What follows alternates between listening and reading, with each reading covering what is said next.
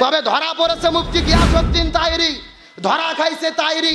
মুফতি Ali Hasan Osama তাকে challenge করেছে 48 ঘন্টা, অনলাইন অফলাইন কোথায় পারবা আসো, তোমার সঙ্গে চ্যালেঞ্জ করব।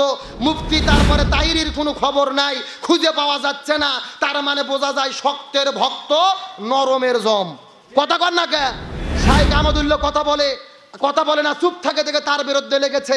তাইরির বিরুদ্ধে ফতুয়া দিয়েছে আলাউদ্দিন জিয়াদি। ও বলেছে তাইরি হলো বাউল বক্তা, এই তাইরির পেছনে নামাজ হলে, নামাজ পড়লে নামাজ হবে না। আল্লাহু আকবার কোন? এটা আমাদের ফতুয়া না। আলাউদ্দিন জিয়াদি ওরই জাত ভাই, ওরই ঘরনার ভাই, আটরশি দরবারের যিনি একটা আলেম, সে ফতুয়া দিল তার বিরুদ্ধে। আজকে আমরা শাইখ আহমদুল্লাহর পক্ষে কথা বললে তাইরির ভক্তরা বলে আমরা শাইখের দালাল। আমরা বলতে চাই, ও তাইরি ভাই, আলাউদ্দিন জিয়াদি কার দালালি করতেছে একটু প্রকাশ করো জাতির সামনে।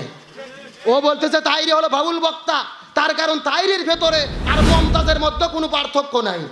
এ কথা কর না কা? ওই তাইরি মাইক পাইলেই নাচানাচি, মাইক পাইলেই লাফালাফি।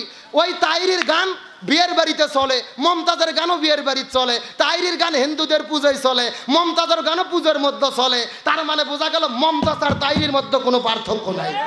এ জোরে কন, ওরা হলো জাত ভাই বোন, মানে কোম্পানি একই, শুধু মডেল আলাদা।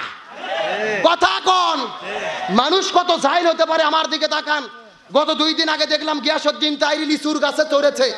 এক বাদা লিচু পাড়ার পরে বলতিছে এই লিচু আমি শাইখ আহমদুল্লাহকে হাদিয়ে দেব, মুফতি আমির হামজাকে হাদিয়ে দেব, তারা যদি আমার কাছে ক্ষমা চায়।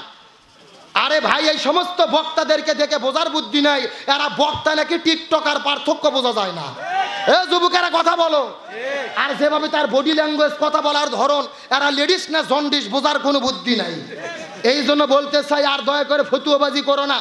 শাইখ আহমদুল্লাহর বিরুদ্ধে এক ভণ্ড হুজুর গান গেয়েছিল, ও শাইখ আহমদুল্লাহ তুমি ক্ষমা চাও না, কি ভুল করেছো তুমি বলো না। সিনেমার গান নকল করে গাইলো গান।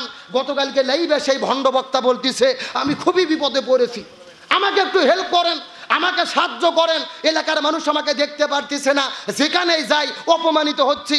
আমরা বলি এ ভণ্ড বক্তা, দুনিয়াতে শুধু অপমানিত নয়, তুমি মরিয়া দেখো, ফেরেশতারা তোমাদের জন্য লাঠি আর বাটাম নিয়ে রেডি আছে।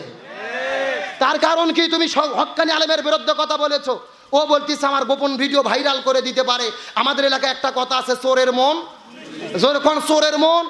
কে রে, তোর গোপনে কি এমন ভিডিও আছে তোর এত ভয় লাগে কে? আমার তো মনে চাচ্ছে একে গণধোলাই দিয়ে রিমান্ডে নিয়ে বের করা দরকার, এর জীবনে কত ভণ্ডামি আছে। সুতরাং আমরা বলতে চাই, আলেমদেরকে বলবো আর দলাদলি করবেন না। আমাদের পিঠ দেওয়ালের সঙ্গে ঠেকে গেছে। এই বাংলাদেশে আলেমরা যদি আমরা এক হতে না পারি, এই মুসলমানদের বাংলাদেশে আরো 12টা বাজবে। সুতরাং আসুন, আল্লাহ আমাদেরকে এক হওয়ার মতো তৌফিক দান করুক, বলেন আমিন।